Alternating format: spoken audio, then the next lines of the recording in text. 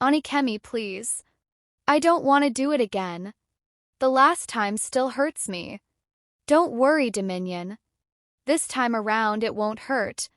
I will do it gently. After that horrible day for Dominion, Dominion's mother, Mrs. Adana, first noticed the change when her usually cheerful son refused to stay alone with Auntie Kemi. It started subtly. He would make excuses to avoid being in the same room with her. If Auntie Kemi offered to help him with his homework, he would suddenly remember he had something else to do. If she asked him to come watch cartoons with her, he would cling tightly to his mother instead. One evening, as Dominion's father, Mr. Chaik, sat reading his newspaper, Adana spoke in a hushed tone. Have you noticed anything strange about Dominion lately? Chaik lowered his paper and frowned. Strange how? He's been acting different. He used to love spending time with Kemi, but now he avoids her like the plague. He even cried when I asked him to sleep in the guest room while she stayed in his room. Chaik sighed. Maybe he's just being a child. You know how they change moods for no reason. But Adana wasn't convinced. Later that night, she decided to ask Dominion directly. She found him curled up in his bed, wide-eyed and awake. Sitting beside him, she gently stroked his forehead. Baby, what's wrong? You don't want to be around Auntie Kemi anymore. Did something happen? Dominion stiffened. He swallowed hard and shook his head quickly. Nothing, Mummy. Adana could feel his little body trembling. Are you sure? You can tell Mummy anything. Tears welled up in Dominion's eyes. He opened his mouth, then shut it again, his tiny fingers gripping the bedsheet tightly. I don't want her to touch me again, he finally whispered. Adana's heart pounded. Touch you how? Dominion burst into silent tears, unable to speak further. A cold fear spread through Adana's chest. What had Kemi done to her son? She wrapped her arms around him tightly, her mind racing. Tomorrow she would get to the bottom of this, no matter what it took. Adana barely slept that night. She lay in bed, staring at the ceiling, her heart heavy with dread.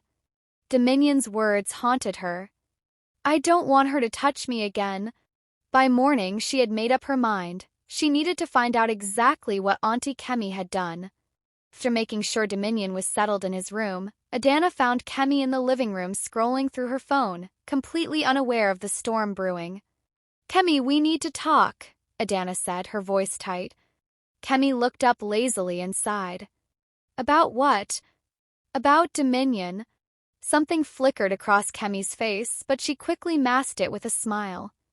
Oh? What about him? Adana stepped closer. He's scared of you, Kemi. He won't even stay in the same room with you. Last night, he told me he doesn't want you to touch him again. Kemi's eyes widened, and for a split second, fear flashed across her face. Then, just as quickly, she scoffed. Ah, Adana, what are you saying? Touch him how? That's what I want to know. Kemi shifted uncomfortably. Look, Dominion is just a child. Maybe he had a bad dream or something. You know how kids can exaggerate. Enough.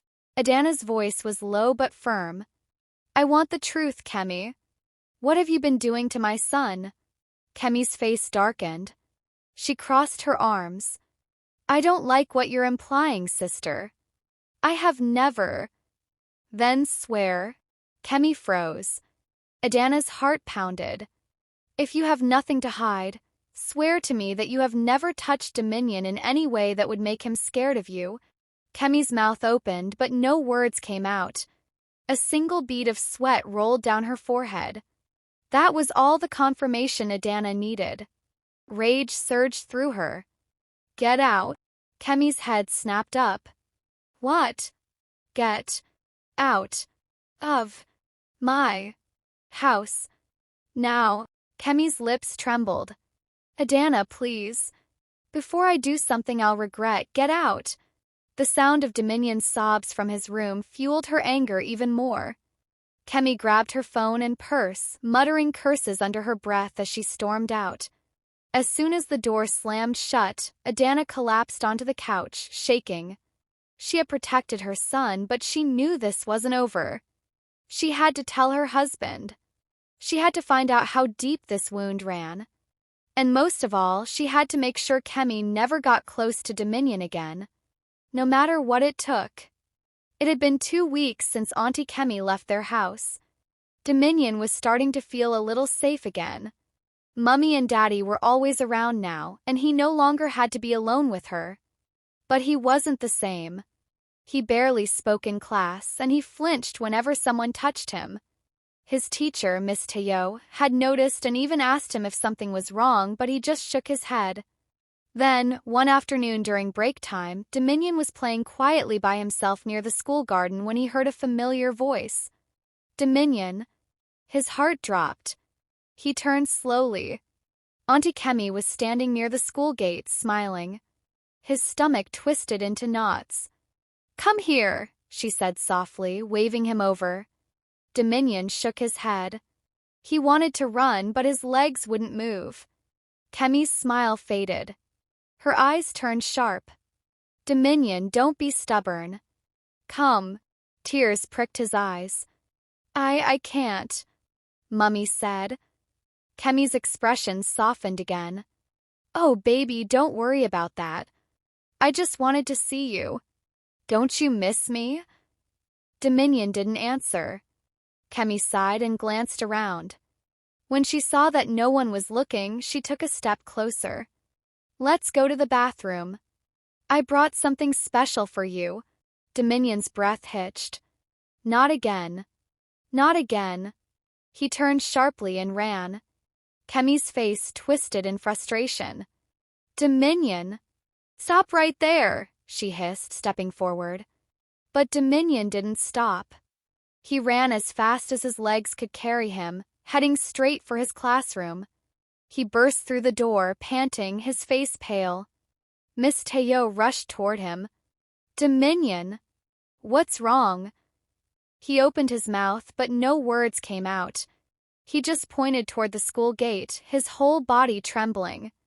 Miss Teo frowned and walked outside. By the time she got there, Auntie Kemi was gone. But Dominion knew one thing. She would come back. And next time, he might not be able to run.